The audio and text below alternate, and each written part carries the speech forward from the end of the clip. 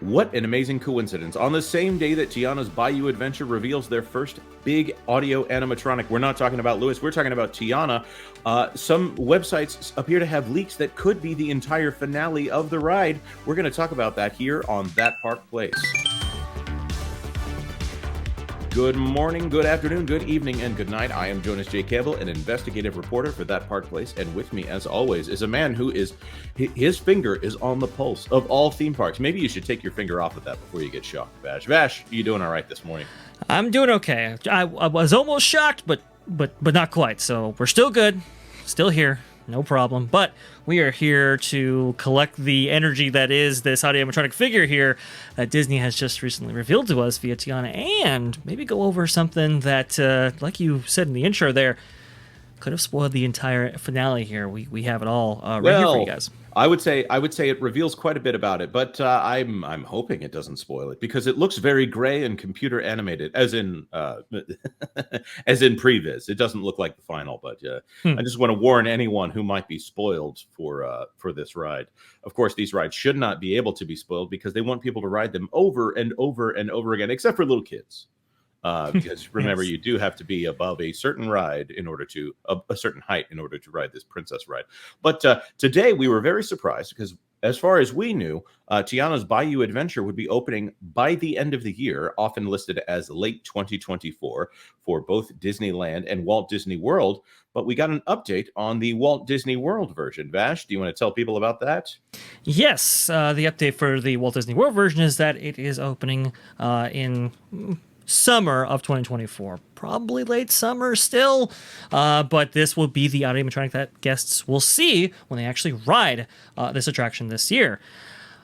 First look, this is DSNY Newscast, by the way. First look, A1000 Tiana animatronic for Tiana's Bayou Adventure. This is one of multiple Tianas that will appear in the ride. Other AAs include Lewis, Mama Odie, Naveen, Charlotte, Eudora, and Ralphie. And there will also be a bunch of animatronic critters in there as well. And you can see her right here in all her glory, moving and grooving there. But yeah, from an audio animatronic standpoint, yes, I suppose it is impressive. These things never quite look how they're supposed to look.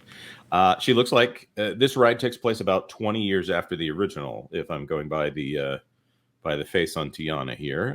She looks to be in about her 40s now. She's decided to go with a safari look, dressed as an Animal Kingdom cast member here. She's Yes. not in her... I actually like I like the maid outfit, I like the Mardi Gras outfit, and I like the princess dress on her. Princess and the Frog is, of course, a great little movie. This outfit, not a fan, but okay. Ride done, apparently. Oh, and look, it looks like the mom might be there, back there behind him. Oh, we'll get to that, Jonas. Oh, Don't go ahead of us now. I'm excited. I know. You got to calm you down there. Look, as far as her movements and stuff goes, yes, she is, I would say, far more articulate, let's say, right, than the Splash Mountain era audio animatronics that used to occupy this space. For sure, no question. I will say, though, look, us Disney fans, we're going to be hypercritical about this stuff. And to be honest with you, I'm not really feeling it. Yes, the outfit is one thing that is just like, it is just beyond me. I think WW Pro said it best today when he said, this is like going to the Little Mermaid attraction to find Ariel in overalls. I think that's a pretty good description of it. She shouldn't be in that outfit. That is actually for sure. But if you examine this audio animatronic pretty closely here, like the movements, for example, they're a little robotic. If you see her, she'll bend down and she'll outstretch her arms, and it's like that's a very awkward position to be in if you're a real human. But if your feet are bolted to the floor, yeah, you can make those kind of gestures. So it's a little bit weird in the programming angle, but I think a lot of people were kind of reacting, at least early on, to her face. It's not quite on model to me. What do you think about this, Jonas? Yeah, she does look like an older version. Is she not supposed to be like in her 40s during the ride? I don't think so. I thought she was fairly young in the first film, and then this takes place, what? I thought it was 1937? Oh, okay. So it's not supposed to be that much. Okay. It's not supposed supposed to be a quantum leap. I don't think. Okay. Let me just get the timeline here. Okay, well that's fine then. Yeah, the face doesn't look quite right, and I will say in defense, these animatronics don't always look perfect unless you're talking about that Ursula animatronic, which looks amazing. Yes. I think they'll probably do a good job with Lewis. Oh, hey, there she is. By the way, my son rode next to me on the Little Mermaid attraction. He was very little at the time, and he was scared of Ursula, and the ride broke down right at the part where we were in front of Ursula. Oh, Poor guy was no. digging his face into my side. He was very little at the time too. So. Oh no, that's not good. That's so sad. So the information that I have on what is it, Princess and the Frog, is that it occurs in the 1920s. I'm trying to get a time period on Tiana's Bayou Adventure. From what I understand, it's not that long. It's not that long of a time. You know that too, which we'll go over later on here, that Ralphie is still depicted as a child. So Okay. you notice he's a child in the actual film. So I don't think that much time has passed, but she just looks a little...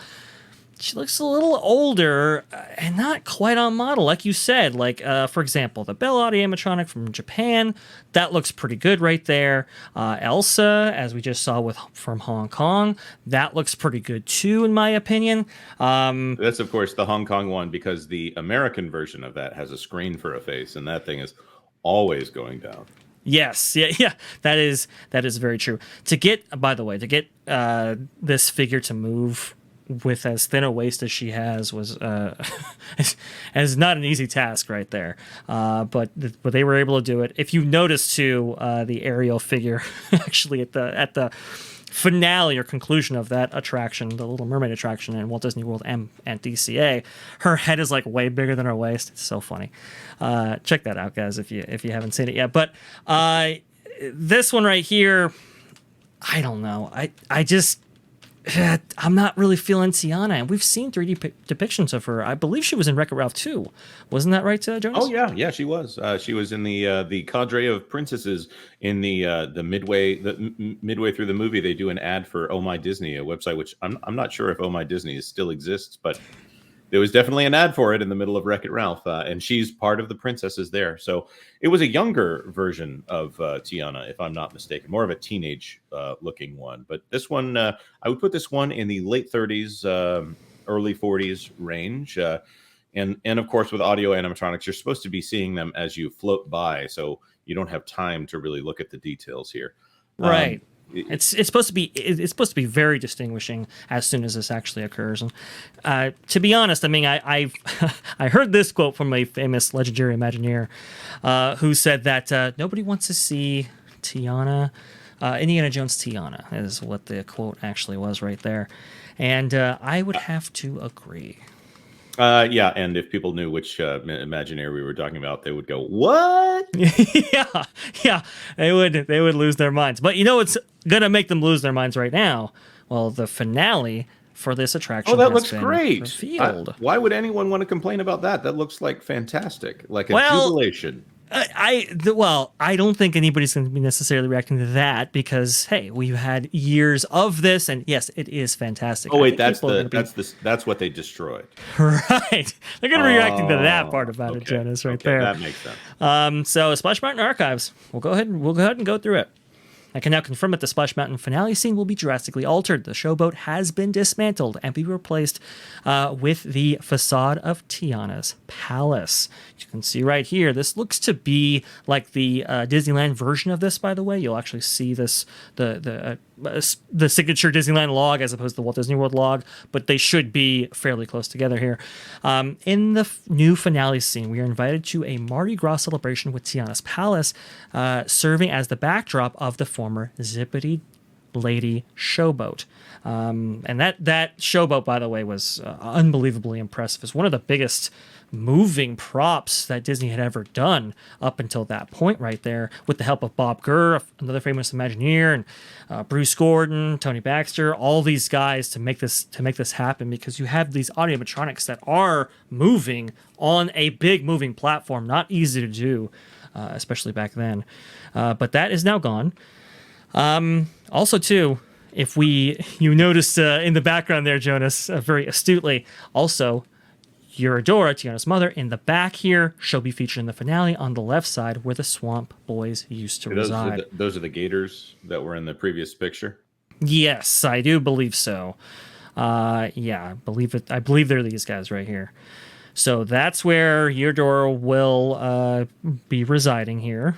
To our left, we are greeted by Charlotte LaBouffe and Eurodora, Tiana's mother. They replaced the former Swamp Boys. I was kind of wondering if Charlotte was going to make it into the final. And of course, these are, we cannot confirm whether or not these are authentic. It just seems like that someone has put a lot of work into it if they aren't authentic. Yes, yeah, and on a quick timetable too, because this looks like the Eurodora that you're seeing in the backdrop here. I mean, it would be pretty close to my estimation. On stage is Tiana and Lewis. The figure of Lewis seen here is the same one that was shown off at Destination D23 back in September. And as I mentioned before, Tiana is an A1000 audio animatronic, the newest generation of AAs, and was confirmed by the NOLA tour. So there you go. Well, these cool. two guys right here. Wait. So do you think she'll be wearing the dress in this? I will say I'm looking forward to seeing the Lewis animatronic. That does look very interesting to me. Same. Also, it's fun to look into his rib cage a little bit there. Yes. So this is Tiana in a dress in a T-pose. Obviously, the T-pose is supposed to be the standard non-animated pose right. when you're doing stuff like this. I wonder if they're going to put her in a dress for that final scene. Of course, I was hoping so. I think Tiana's palace is supposed to back up to a port, isn't it? So not the Bayou, but whatever. I'm not going to get hung up on the geography here. yeah. It's, and yeah, we're gonna stretch things out a little bit here, as they say. Tiana, she doesn't wear the gown at Tiana's palace, doesn't she? Wear some kind of flapper outfit. Yeah, she does wear the flapper outfit with a flower sticking out. So I guess this is the 1930s, so maybe that style has gone away. And just behind Tiana and Lewis is Naveen and little brother Ralphie, whose portrait was revealed back in June 2023, referring to this right here. Like his portrait, he is seen here playing the drums.